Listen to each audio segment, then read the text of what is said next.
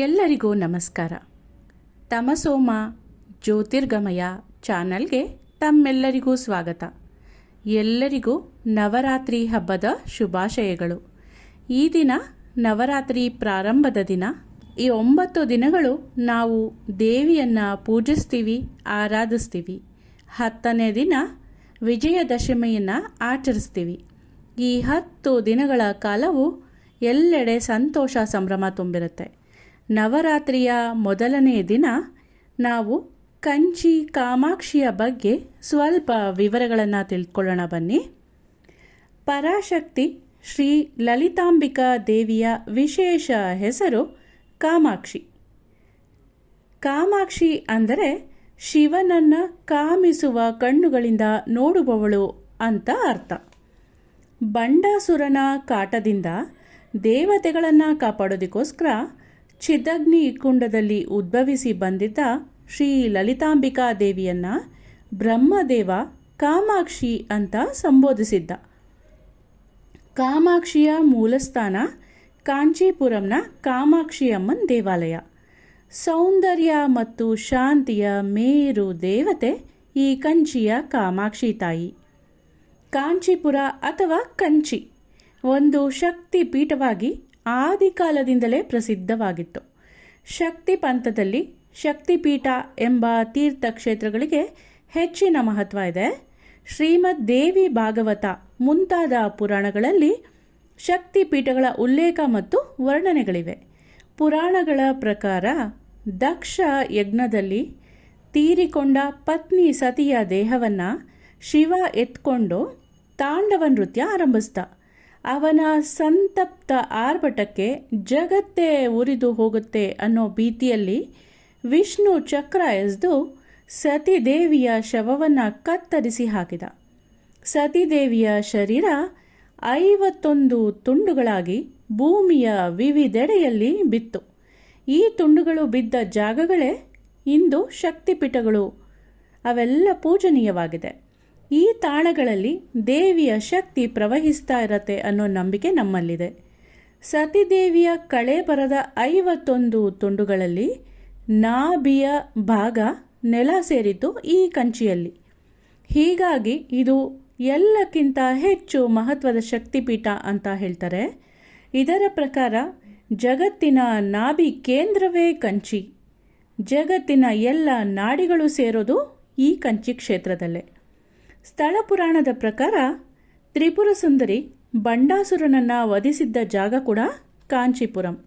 ಈ ಕಾಮಾಕ್ಷಿಯ ಆದೇಶದಂತೆ ದೇವತೆಗಳು ಬಂಡಾಸುರನನ್ನು ಹೂಳೋದಿಕ್ಕೆ ಒಂದು ಗುಂಡಿ ತೆಗೆದಿದ್ರು. ಆ ಗುಂಡಿಯಲ್ಲಿ ಅವನ ಸಮಾಧಿ ಮಾಡಿ ಅದರ ಮೇಲೊಂದು ವಿಜಯ ಸ್ತಂಭ ಊರಿದ್ರು. ದೇವತೆಗಳು ಕಾಮಾಕ್ಷಿಯ ಗೌರವಾರ್ಥವಾಗಿ ಇಲ್ಲೊಂದು ದೇವಾಲಯವನ್ನು ಕೂಡ ನಿರ್ಮಾಣ ಮಾಡಿದ್ರು. ಇದೇ ಕಾಮಾಕ್ಷಿ ಅಂಬಾಳ್ ದೇವಾಲಯ. ಭಾರತದ ಪ್ರಾಚೀನ ದೇವಾಲಯಗಳಲ್ಲಿ ಕಾಂಚೀಪುರಂನ ಕಾಮಾಕ್ಷಿ ದೇವಾಲಯ ಕೂಡ ಒಂದು. ಸ್ಥಳ ಪುರಾಣದ ಪ್ರಕಾರ ಕಾಮಾಕ್ಷಿ ಅಂಬಾಳ್ ದೇವಾಲಯ ಯುಗಾಂತರಗಳಿಂದ ಇತ್ತು.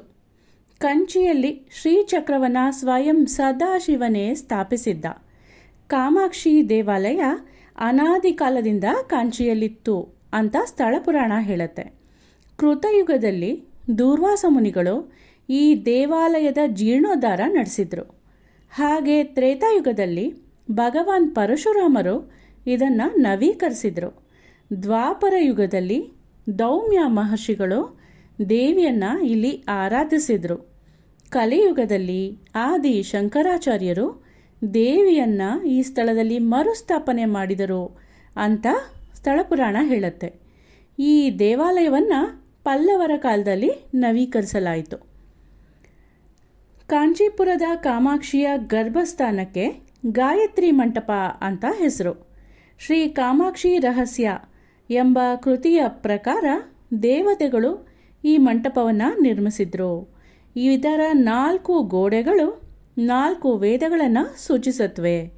24 ಸ್ತಂಭಗಳು ಗಾಯತ್ರಿ ಮಂತ್ರದ 24 ಅಕ್ಷರಗಳನ್ನು ಸೂಚಿಸುತ್ತವೆ.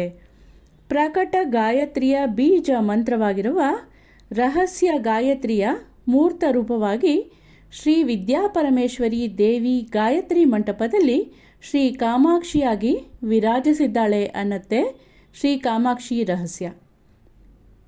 ಕಾಮಾಕ್ಷಿಯ ಗರ್ಭಗುಡಿ ತ್ರಿಕೋನಾಕೃತಿಯಲ್ಲಿ ನಿರ್ಮಾಣವಾಗಿತ್ತು.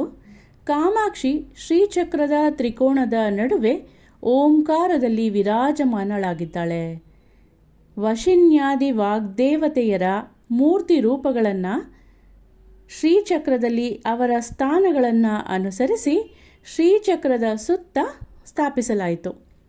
ಗಾಯತ್ರಿ ರೂಪದ ಸೂರ್ಯ ಕಿರಣಗಳು ದೇವಾಲಯದ ಒಳಗೆ ತುಂಬಿಕೊಂಡವು. ಗಾಯತ್ರಿಯ 24 ಅಕ್ಷರಗಳು ಗರ್ಭಗುಡಿಯ 24 ಸ್ತಂಭಗಳಾದವು. 4 ವೇದಗಳು 4 ಗೋಡೆಗಳಾದವು. ದೇವಾಲಯದ ಒಳಗೆ ಕಾಮಾಕ್ಷಿ ಪದ್ಮಾಸನದಲ್ಲಿ ಕುಳಿತಿದ್ದಾಳೆ. ಶಾಂತಿ ಮತ್ತು ಐಶ್ವರ್ಯದ ರಾಜರಾಜೇಶ್ವರಿ ಭಂಗಿ ಇದು. ಹಸನ್ಮುಖಿ ತೇಜೋಮಯ ವದನಾರವಿಂದ ಕಾಮಾಕ್ಷಿಯದ್ದು. ಕಾಮಾಕ್ಷಿ ಚತುರ್ಭುಜೆ. ಅವಳ ಮೇಲಿನ ಎಡಗೈಯಲ್ಲಿ ಪಾಶ, ಬಲಗೈಯಲ್ಲಿ ಅಂಕುಶ ಮತ್ತು ಅದರ ಮೇಲೆ ಕುಳಿತಿರುವ ಗಿಳಿ, ಕೆಳಗಿನ ಬಲಗೈಯಲ್ಲಿ ಹೂಬಾಣಗಳು ಮತ್ತು ಎಡಗೈಯಲ್ಲಿ ಅಕ್ಷುಕೋದಂಡ ಅಂದರೆ ಕಬ್ಬಿನ ಬಿಲ್ಲು ಇವುಗಳಿವೆ. ಲಲಿತಾ ಸಹಸ್ರನಾಮದಲ್ಲಿ ತ್ರಿಪುರ ಸುಂದರಿಯನ್ನು ವರ್ಣಿಸುವ ರೀತಿ ಕೂಡ ಇದೇ ಆಗಿದೆ. ಕಂಚಿಯ ಕಾಮಾಕ್ಷಿ ದೇವಿಯ ದಿವ್ಯ ಸೌಂದರ್ಯವನ್ನು ವರ್ಣಿಸಲು ಶಬ್ದಗಳು ಸಾಲೋದಿಲ್ಲ. ಇದೊಂದು ದೈವಿಕ ಅನುಭವ. ಕಾಮಾಕ್ಷಿ ದೇವಿಯ ಮುಂಭಾಗದಲ್ಲಿ ಆದಿಶಂಕರರು ಸ್ಥಾಪಿಸಿದ್ದ ಶ್ರೀಚಕ್ರ ಇದೆ. ಇದು ಲಲಿತಾ ಮಹಾ ತ್ರಿಪುರ ಸುಂದರಿಯ ನೆಲೆ. ಇವಳಿಗೆ ಶ್ರೀ ವಿದ್ಯಾಸ್ವರೂಪಿಣಿ ಅಂತ ಕೂಡ ಹೆಸರಿದೆ. ಶ್ರೀಚಕ್ರವನ್ನು ಯಂತ್ರ ಅಂತಾರೆ. ಪರಾಶಕ್ತಿಯನ್ನು ತಲುಪೋದಕ್ಕೆ ಅವಳ ಆರಾಧನೆಯ ಸಾಧನ ಇದು. ಕಾಮಾಕ್ಷಿ ದೇವಾಲಯದಲ್ಲಿ ಅರ್ಚನೆ ಸಲ್ಲಿಸೋದು ಶ್ರೀಚಕ್ರಕ್ಕೆ ಮಾತ್ರ. ಶ್ರೀಚಕ್ರದ ಸುತ್ತಲಿನ ಕವಚದಲ್ಲಿ ಅಷ್ಟಲಕ್ಷ್ಮಿ ವಿಗ್ರಹಗಳಿವೆ.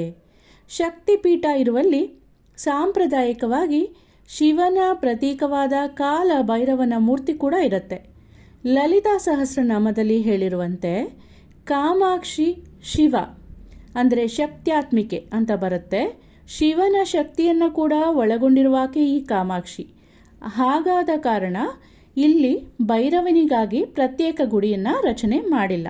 ಕೇಳಿದ್ರಲ್ಲ ಸ್ನೇಹಿತರೆ, ಇದು ಕಂಚಿ ಕಾಮಾಕ್ಷಿ ದೇವಾಲಯದ ವಿವರ. ಮುಂದಿನ ವಿಡಿಯೋದಲ್ಲಿ ಇನ್ನೊಂದು ಪ್ರಸಿದ್ಧವಾದ ದೇವಿ ದೇವಸ್ಥಾನದ ಬಗ್ಗೆ ತಿಳಿಸ್ಕೊಡ್ತೀನಿ. ಧನ್ಯವಾದಗಳು.